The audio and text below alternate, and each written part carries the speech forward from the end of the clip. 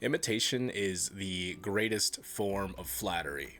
Originality is overrated.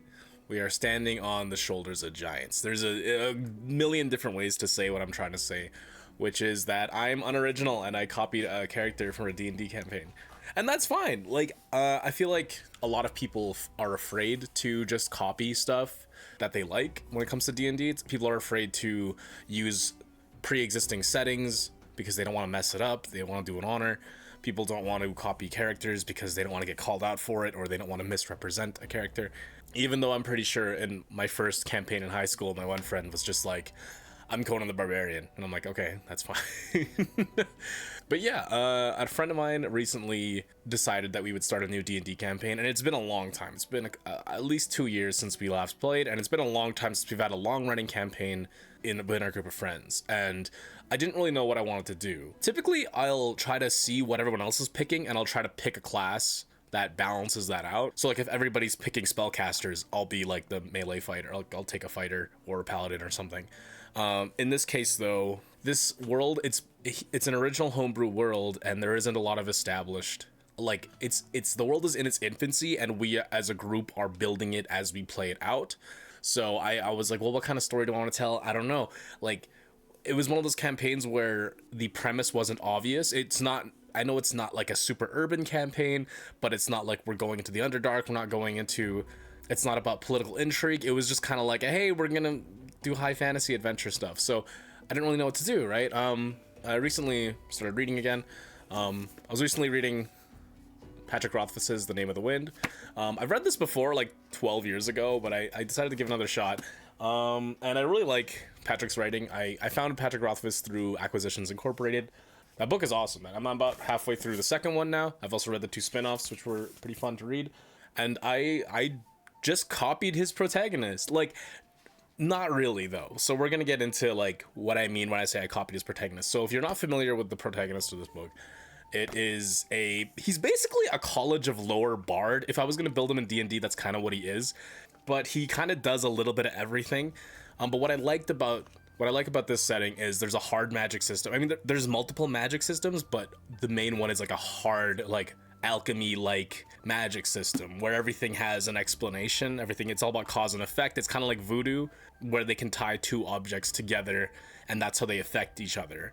And they have to draw energy from sources to apply them. So like in D&D, you would cast Firebolt, which is like you channel the weave, you shoot a mold of like a ball of flame and it hits a guy. But in The Name of the Wind, what you would do is you would go up to an existing source of fire, like a torch or a brazier that's already on fire. You would make a psychic link to try to link something to another object. So let's say that there's a guy who's wearing a cotton shirt, right?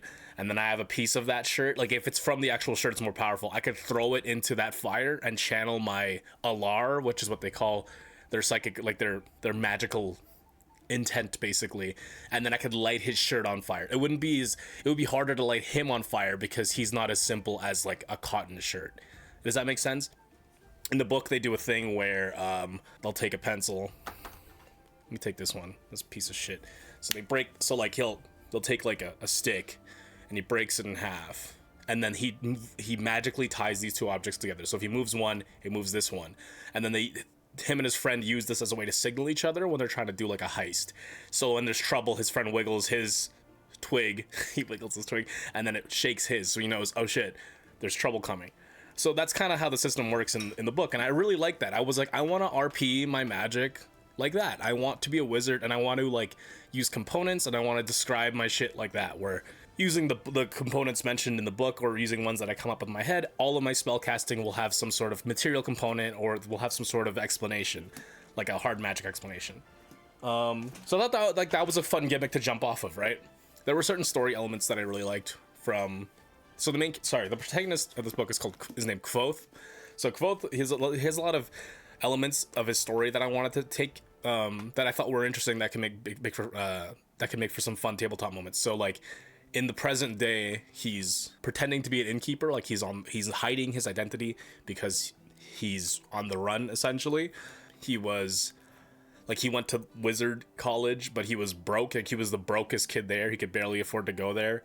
And then there's a subplot in the second book, I think. Yeah, there's a subplot in the second book where a loan shark has part of his blood, and he thinks that she's using it to attack him. So like he'll get randomly attacked at night, like magically attacked. Like she has like a voodoo doll of him or something.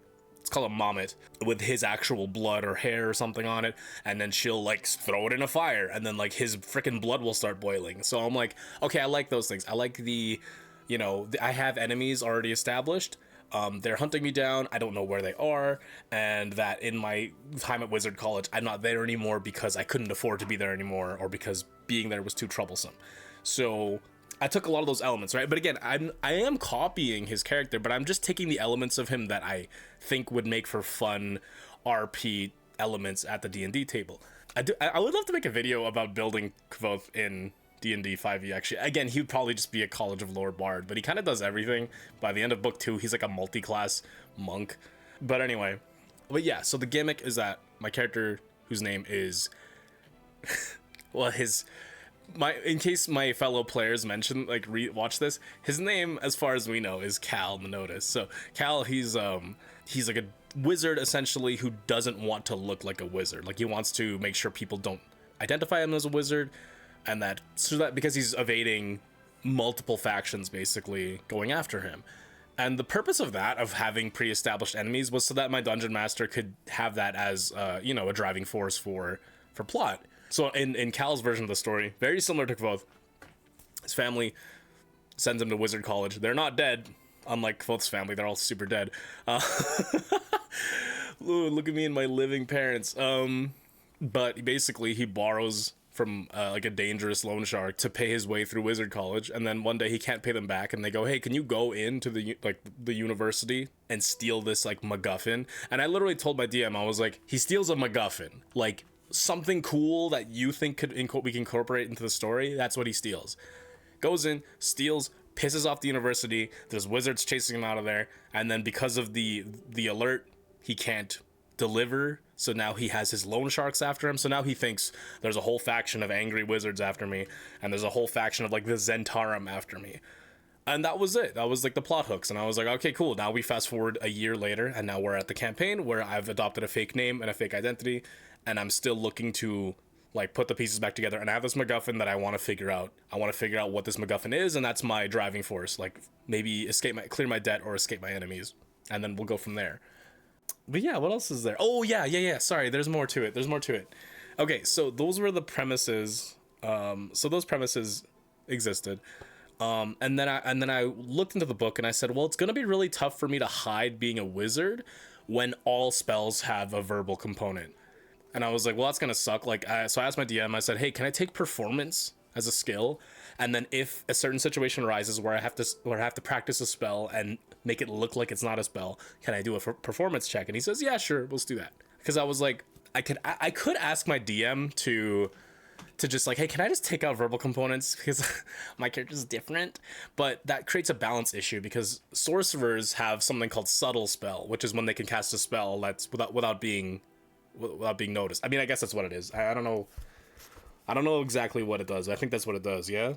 Okay, so like, yeah, basically a sorcerer could cast a spell using a sorcery point without being noticed. And that's, it would be unfair if just because my flavor wants me to, I shouldn't get that for free. And then I was looking at the spells and I was like, okay, well, how can I be an effective like mercenary? Because this guy needs to do adventure-y stuff to live, basically. He can't settle in one place for too long because his enemies are pursuing him. And then I found out that this book buffed Blade Ward and True Strike, so they're actually really good. True Strike used to be dog ass. Blade Ward used to be dog ass. I think in this edition. Let's look it up. Let's just look it up because it's been a little while. All right. This sucks, man. Why wouldn't you just attack twice?